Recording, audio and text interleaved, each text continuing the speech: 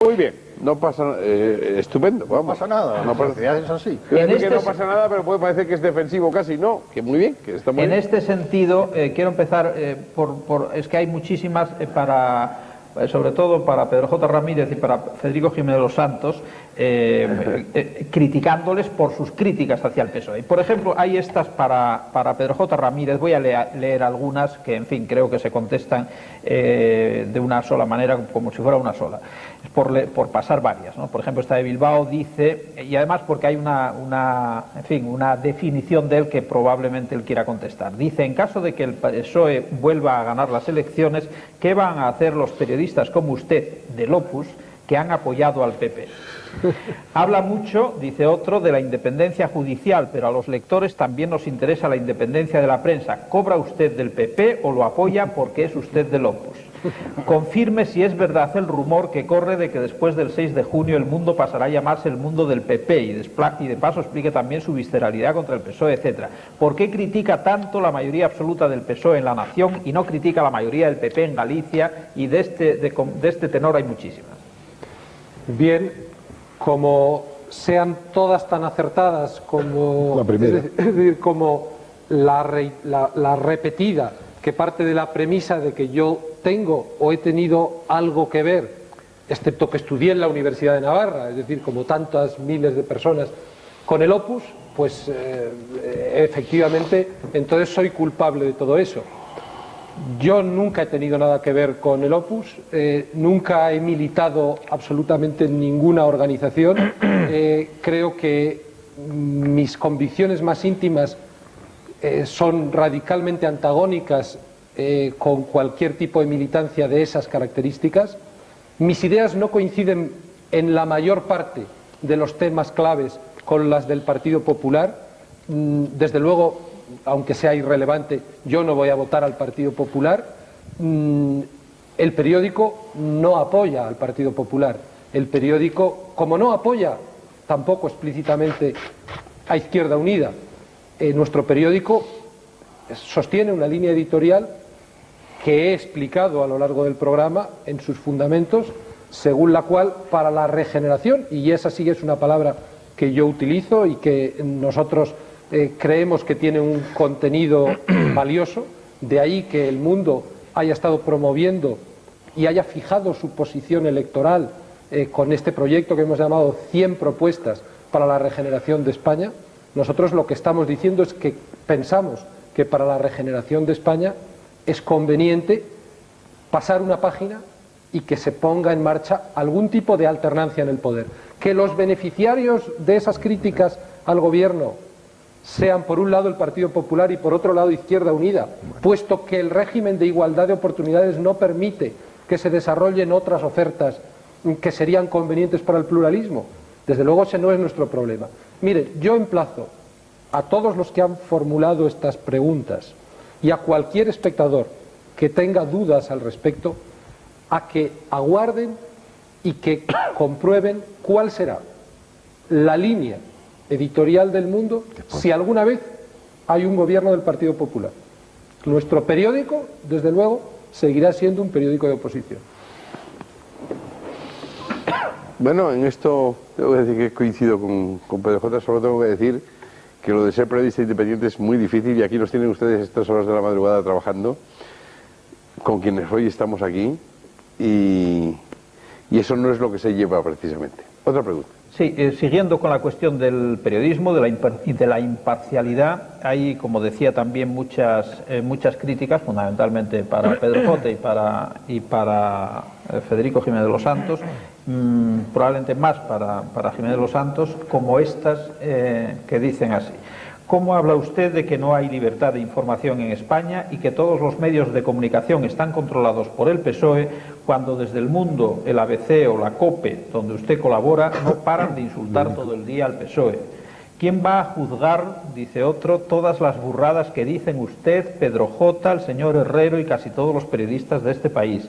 ¿Cree que es imparcial siendo escritor de ABC y de Época y comentarista de la radio de los curas, la COPE, etcétera? Por lo visto este señor o estos señores que plantean las preguntas... Son preguntas diferentes, son acumulación de preguntas para que haya más. Pero son las mismas que a son las mismas. Ramírez. Por eso las acumula José Luis. Es la consigna del Partido Socialista, de que es el verdadero partido de la oposición, es un grupo de periodistas insumisos, y que naturalmente lo que hay que criticar no es a José María Aznar, no es a Julio Anguita, sino a esos seres maléficos, incontrolados, etcétera, que son los periodistas que están en ABC, en El Mundo, en Diario 16, en la COPE y en ningún sitio más. Y eso al que hace la pregunta le debería dar vergüenza siquiera plantearlo. Claro. Es decir, que en estos momentos, de todas las cadenas de televisión, salvo este programa y algún otro espacio más que tal vez olvido por desconocer, no hay posibilidad de criticar al Partido Socialista. Que en la radio privada, la privada española, no hay posibilidad de criticar al Partido Socialista porque don Jesús de Polanco tiene 379 emisoras de radio privada. Y la siguiente cadena privada, que es la cadena ibérica, tiene 20. En la cadena ibérica sí. En La Espuela, por ejemplo, se critica al gobierno, pero se puede comparar y se puede tener la vergüenza de discutir, siquiera el derecho a criticar en los términos que sea, a unos señores que están en una emisora de 20, en una cadena de 20 emisoras, contra otro que tiene 400. Pero es que en la prensa, salvo en esos 3 periódicos de Madrid, en el caso de ABC, en el caso del Mundo y el caso de Diario 16, por diversas causas, en un caso por la línea, otros por los columnistas, es que salvo esos 3 periódicos, es que en los demás hay una mediatización tal del Partido Socialista o de eso que genéricamente llamamos felipismo con mayor propiedad. Cuando hemos visto que, por ejemplo, los señores, el staff directivo del periódico El País, el buque insignia del régimen, se dedican a intentar convencer a don Julio Anguita para que pacte, para que se someta, para que sea el apéndice decente, digamos, del régimen, dentro de la izquierda, naturalmente, la santa izquierda de los negocios, la santa izquierda felipista. Encima se nos critica a unos cuantos que nos van echando de los sitios, que nos van echando, que nos van cerrando los sitios donde escribimos, que van cerrando el Independiente, yo estaba el año pasado aquí como comentarista político y en Antena 3 de radio como comentarista político, y ahora no estoy en ninguno de los dos sitios. Y en el Independiente había unos señores que escribían y ya no pueden escribir, que nos van echando y encima nos critican. Yo tuve que fundar El Mundo junto con otros compañeros, pues porque de repente nos quedamos sin trabajo en el periódico en el que estábamos. Y en fin, no es cuestión ahora de rememorar todo aquello, pero pues no encima por casualidad. Encima la consigna es lo de siempre, no es el chivo expiatorio, es algo peor. Decía Freud que la sociedad se funda sobre un crimen cometido en común. La sociedad felipista futura, la que puede salir de estas elecciones si los españoles no recuperan un poco la cordura, se cometerá sobre el crimen de la liquidación del pequeño grupo de periodistas que en estos momentos mantienen la llama crítica frente a ese inmenso poder de todas las televisiones, casi todas las radios y la mayor parte de los periódicos. Esa es la realidad. Otra pregunta, José Luis. Sí, después de haber hecho tantas, voy a hacer la más breve de todas para el señor Calvo Ortega. Dice, ¿teme el CDS un pucherazo informático? No, nosotros no tememos un pucherazo informático, nosotros tememos a otras cosas. Nosotros tememos a los debates en los que se cierra la posibilidad a un partido medio pequeño, nosotros tememos a no poder asomarnos a la comunicación, nosotros tememos a que cuando un periódico coloca esas columnas de los programas de los partidos se omite la de un partido que representa a más de 1.600.000 personas, nosotros tememos a discriminaciones en las televisiones, nosotros tememos a que la televisión pública no asuma el protagonismo que le corresponde y abra un debate en el que quede una silla vacía si uno de los 6 líderes no va. Nosotros tememos a eso.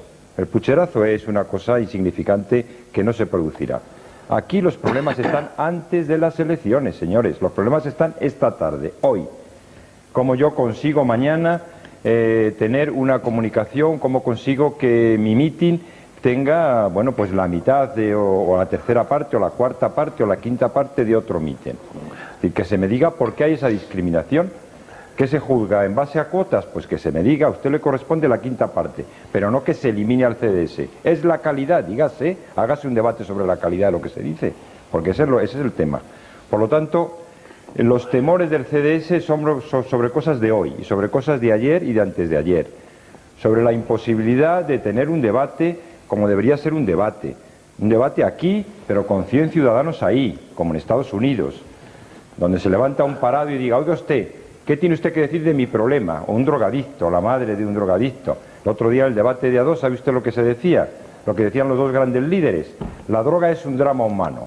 Fíjese usted la esperanza que pueden generar dos líderes que su conclusión es que la droga es un drama humano. ¿No tiene usted nada más que decir sobre eso? Si yo hubiese estado allí, hubiese dicho qué opino de la lucha contra la drogadicción. Pero no he podido estar y no voy a tener ni siquiera una compensación como han tenido otros. Ni siquiera esa compensación, decir usted cállese que le vamos a dar una compensación. Probablemente mi estado, si se me da esa compensación, será decir que sí, por lo tanto creo que el estado de necesidad es una causa siempre de legitimación de determinadas conductas. Pero esta es la cuestión, esta es la gran cuestión.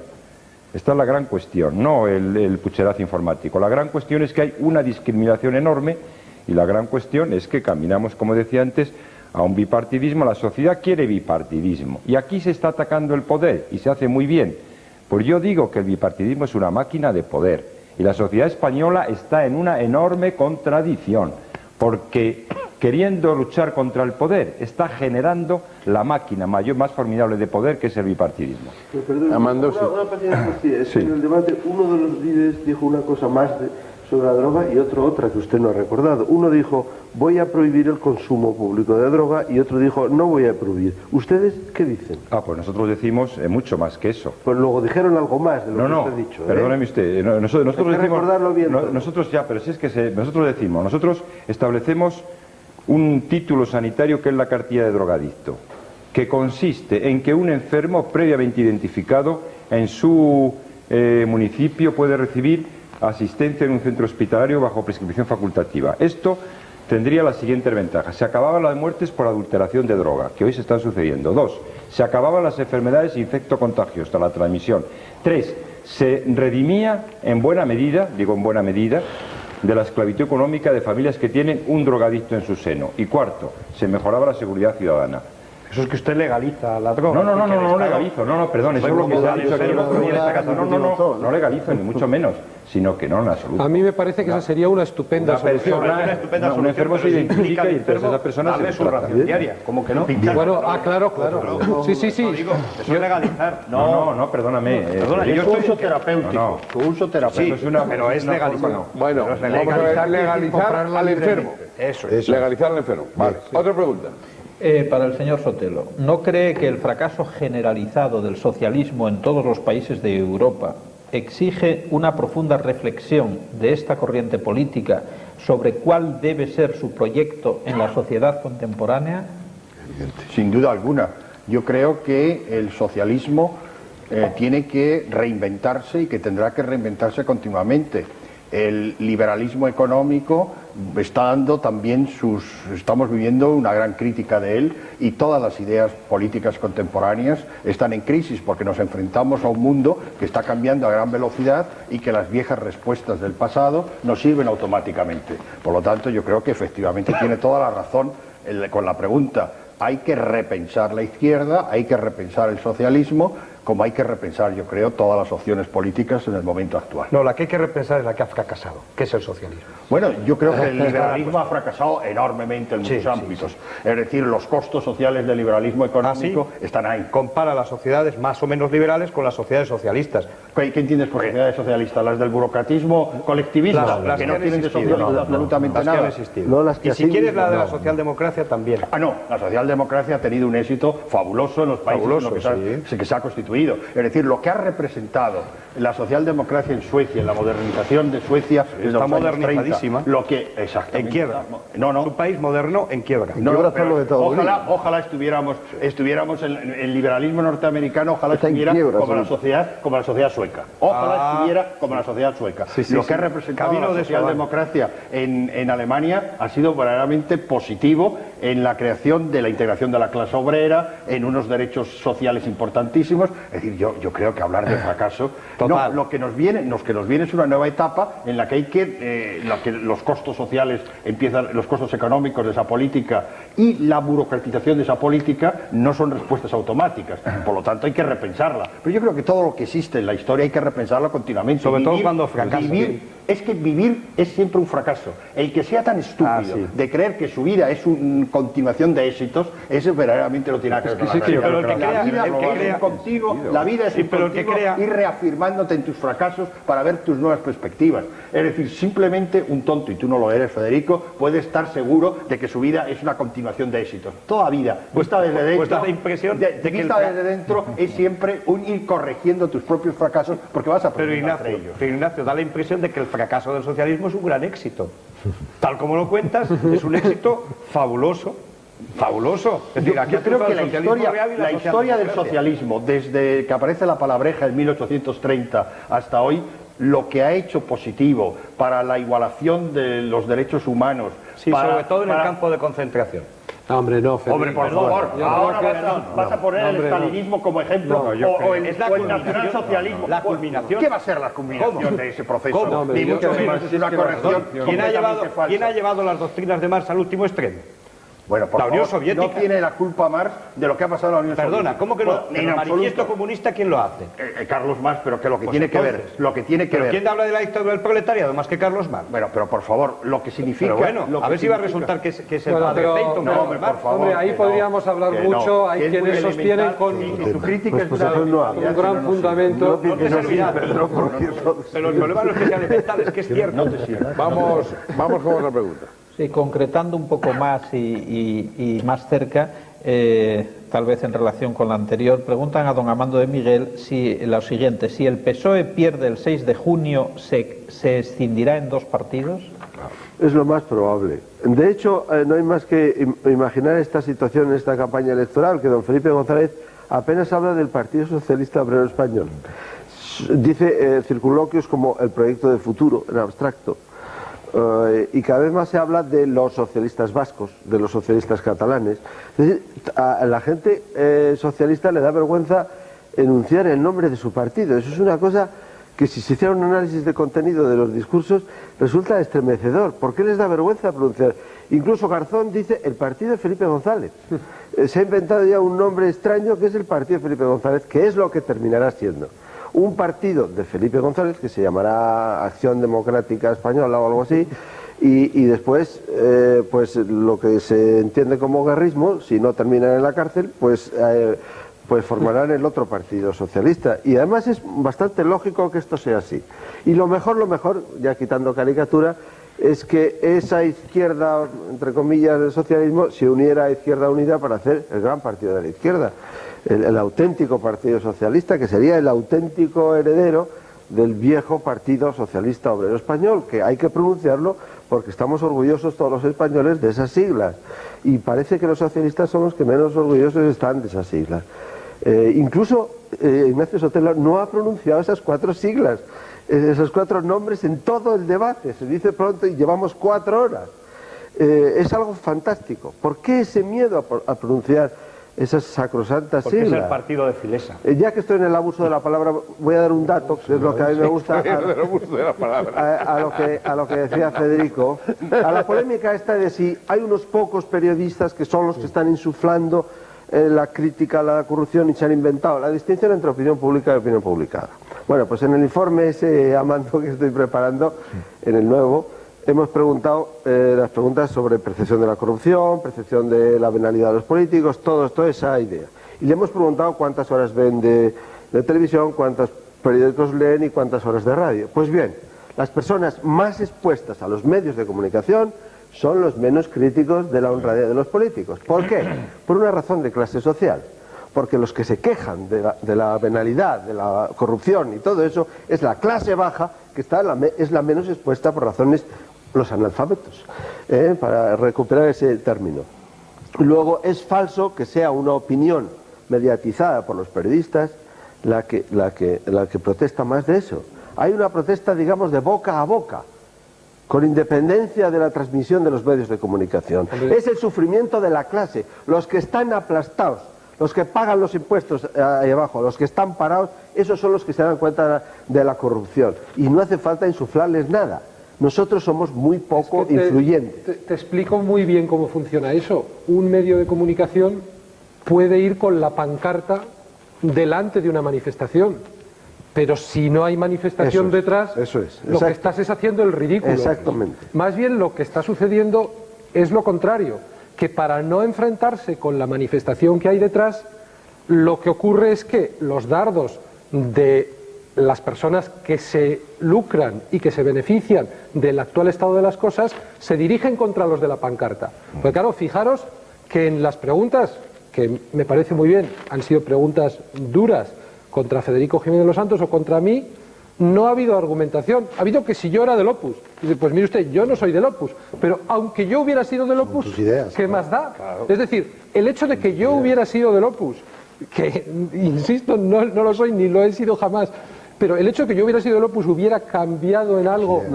la solidez argumental de mis juicios. En absoluto. Yo he tenido, en los últimos 3 meses, he tenido un debate con Corcuera en el que, hablando de la Ley de Seguridad Ciudadana, me dijo que si yo ganaba más que él. Horrible. Un debate con López Riaño en el que, hablando sobre la reforma del Código Penal, me dijo que yo era un franquista acomplejado. ¿Y el propio presidente? Un debate con el... No debate, porque no me dejaron. Le hice una pregunta al presidente del gobierno sobre las personas que se habían lucrado al amparo del poder y me dijo que a lo mejor me había lucrado más yo. Es decir, lindando lo surrealista. Y ya el límite de lo surrealista se traspasó y tú estabas delante cuando en esta misma casa, hablando de la insumisión, que yo defendí los valores éticos que creo que hay en un insumiso, él me dijo que yo era un derechista militante antisocialista y claro, tenía al lado a Miguel Herrero de Miñón que dice, no, si ya sabemos que lo más genuino de la derecha es siempre defender a los insumisos, ¿no? Quiero decir, están llegando a los niveles del ridículo porque en vez de contestar con argumentos a los argumentos, lo que tratan, y en eso sí que se siguen consignas de campaña que van rodando de boca en boca, es de descalificar a los que llevamos la pancarta. ¿Para qué? Para eliminar el problema de enfrentarse a la manifestación que hay detrás. Pero esas personas que hacen esas preguntas no se dan cuenta, no oyen lo que ha dicho Felipe González como candidato. Que vosotros, que sois los más críticos, según estos, entonces Felipe González ha pedido vuestro voto. Porque Felipe González ha dicho, en la televisión, se ha dirigido a los españoles pidiéndole que le den un voto crítico. No, pero estaba pensando en Ignacio Sotelo. No, pero que le den un voto crítico. Voto crítico. Pero, ¿podéis imaginar lo que eso significa para los votantes, para los electores, los que nos guían?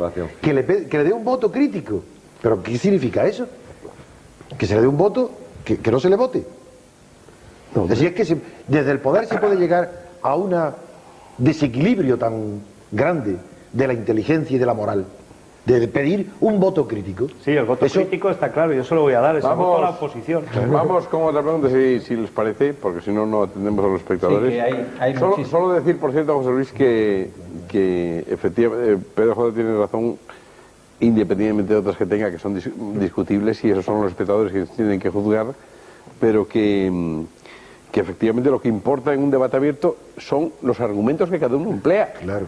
No las vinculaciones que tenga, sino los argumentos que cada uno emplea.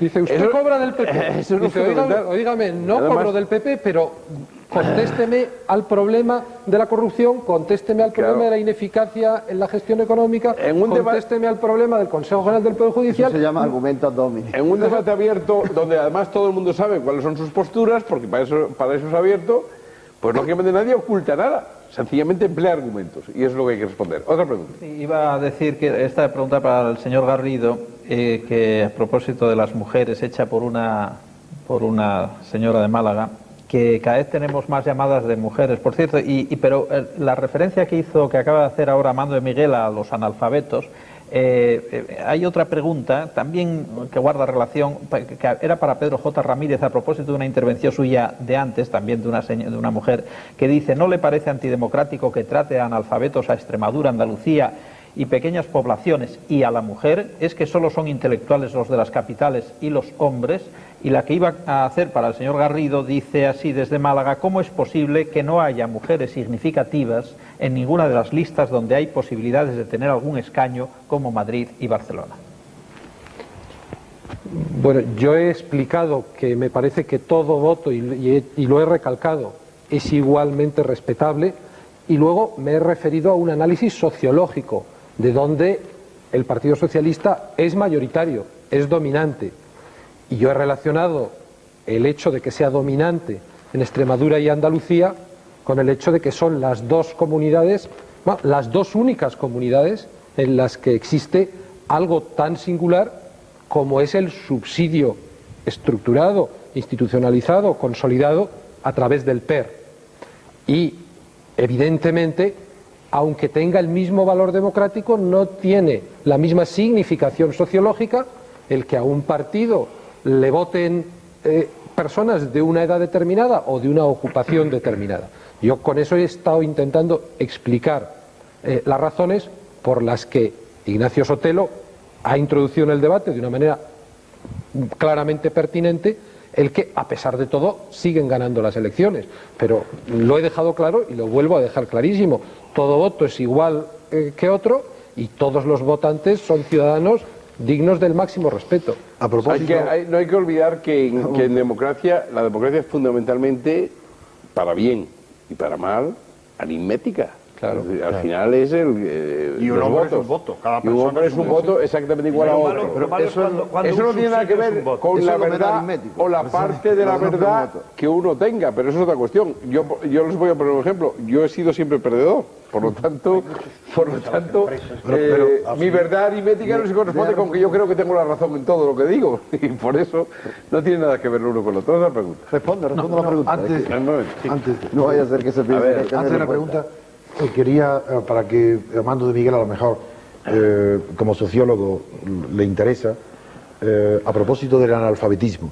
En primer lugar, aquí se ha hecho mucho hincapié en el analfabetismo político, pero hay un analfabetismo cultural que no es que no sepa leer, pero hay una diferencia de instrucción enorme en las capas de población, y es demagogia pura no reconocer que la población tiene unos sectores instruidos, otros menos instruidos y otros muy poco instruidos. Pero los pocos instruidos se dan cuenta. Espera, ya que he terminado. Espera, es que voy. Entonces, la sociología anglosajona, sobre todo la obra de Converse, no sé cómo se dice en inglés, hicieron un descubrimiento que se quedaron atónitos, cuando cualquier observador político lo sabíamos, y es que la pirámide social del analfabetismo cultural, de los niveles de instrucción, es inversa a la pirámide del analfabetismo político.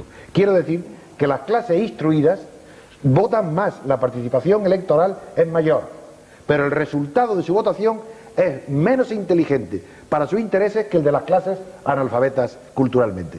Y eso ha dejado aterrado a los sociólogos, y eso ya es no un dogma, pero está confirmado por centenares de estudios sociológicos en Estados Unidos. Sí, eso quiere decir que saben lo que hacen. Muy bien. La pregunta sobre el tema de las mujeres. Haciendo una matización antes sobre la cuestión, ya para que quede definitivamente clara, del analfabetismo. Yo me he referido a eso con relación a la clase política, no a los ciudadanos. Creo que la clase política española tiene un nivel de instrucción política y de riqueza y de variedad de opiniones y de apertura de perspectiva muy bajo. Era eso, no a los analfabetos, que eso sí que son muchísimo más listos. No, pero yo lo que digo es que no se utilice analfabeto como insulto. No. Pero cuando estás diciendo que la clase política es analfabeta, estás utilizando el analfabeto como insulto. Lo estoy utilizando como insulto, como dicterio. Es una clase que ni lee, ni se instruye, ni está pendiente de las cuestiones que son muy poco instruido. Señor Garrido, voy a terminar. Poco instruido no es nada creo malo. Que estará de acuerdo. No se trata de que no leen, son cultos, son instruidos, leen mucho, pero la política se dicta por intereses. Por ejemplo, si en España se ha consagrado el consenso y la tolerancia como virtudes de la democracia, eso supone una mala fe pero no una ignorancia. Son de mala fe porque el consenso nunca es una virtud de la democracia, sino de las dictaduras. Y la tolerancia, el consenso y la tolerancia tampoco es una virtud de la democracia, es una virtud de las oligarquías. La tolerancia la inventaron en el siglo XVII para superar las guerras de religión. Y ya en Montesquieu, ya que ha citado Montesquieu, el propio Montesquieu se da cuenta que la tolerancia hay un desprecio del tolerante al tolerado. Y dice, la consideración no es tolerancia, la consideración empieza con el respeto, que es muy distinto, el respeto es muy distinto de la tolerancia. Yo no tolero que nadie me tolere, a mí me tienen que respetar como yo respeto a los demás. Y la prueba de que en España la cultura no es democrática es porque esos dos valores, el consenso y la tolerancia, son los valores supremos que hay en España. Señal de que en España hay una oligarquía, porque esas son las virtudes. Sobre consenso y sobre tolerancia podríamos tener otro debate. Yo voy a contestar a la pregunta para que nadie piense que un momento. No voy a interrumpir, porque todos han pedido la palabra. Del español con la razón. Vamos con otra pregunta. El respeto una pregunta, Garrido. Pero es que tenemos desde la postura de la intolerancia, la tolerancia al respeto, es un proceso. Pero es un paso adelante. Respetemos a las preguntas de los espectadores. Sobre la participación de la mujer. En nuestras listas hay una participación numérica muy importante. De hecho, nosotros en muchos... No del 25%. ¿Qué? No, más superior. Pero dicen dónde van a salir. Superior. Donde van a salir. Donde van a salir hay una participación también muy importante. Que no vayan de número uno responde a que la política de asunción del movimiento feminista, porque en ningún otro sitio participa de manera más clara el número de personas en trabajos, en reivindicaciones, en recogida de las propuestas fundamentales del movimiento feminista, como en el programa verde. Nosotros somos, de hecho, un producto de la confluencia de distintos movimientos, y entre ellos del movimiento feminista, no reside esencialmente en un problema de proporcionalidades, aunque el problema de la proporcionalidad sea importante, sino que reside en la asunción de un programa, en la asunción de un norte, en un proyecto ideológico y en un proyecto político. Y en ese sentido hay que ver el programa. Yo me he librado hoy, y les he librado a ustedes de la carga de explicarles el programa, porque creo que es de agradecer. Otra pregunta, por favor. Vamos con una pregunta o dos para el señor García Trevijano y, en fin, con el ruego una vez más de que no se abran debates para ver si podemos hacer muchas. Aunque se ha hablado mucho durante toda la noche de esta cuestión, por ejemplo, que podría contestar a esta primera, dice si se podría calificar al felipismo de dictadura socialista. Hay otra pregunta que puede resultar interesante en relación con lo que apuntó el señor García Trevijano sobre el Estado de Derecho, y esta pregunta viene a añadir la cuestión de la legitimidad. Ha dicho Pedro J., dice el que llama, que Felipe González adquirió legitimidad democrática en las elecciones. ¿Supone esto a plazo fijo, a 4 años, o por el contrario la legitimidad se adquiere por el ejercicio correcto y continuado en el poder? ¿Es el gobierno actual legítimo? Sí, puedo responder con bastante brevedad y precisión a las preguntas. La legitimidad es una cuestión básica en la política y es nada más que la justificación del poder. La legitimidad es por qué estamos obligados a obedecer a los gobernantes y a acatar las leyes que los legisladores hagan. A eso se responde que tenemos que obedecer si están legitimados. Franco, en una dictadura, está legitimado, no democráticamente, pero está legitimado por la fuerza y por el apoyo del 60 o no sé, un porcentaje muy alto del país. Entonces hay una legitimación que esa legitimación está, aunque esté el origen en la fuerza. Fáctica. No, mucho más que fáctica, porque de ahí surgen leyes, jueces, y durante el franquismo las leyes, los civiles, administrativas, se cumplían y los jueces las aplicaban y son los mismos que hoy hay. Y no se han derogado muchas leyes. No se han derogado y son la jurisprudencia. Por tanto, la legitimidad es una cuestión muy centrada, muy conocida y que no se refiere al ejercicio del poder. Por tanto, Felipe González está legitimado, no democráticamente, porque yo niego que hay una democracia, puesto que no la han elegido, el pueblo no ha elegido. ¿Quién ha elegido a Felipe González? A Felipe González lo eligen en Suresnes, en la clandestinidad, sus compañeros. Por tanto, no es una legitimidad democrática la que tiene.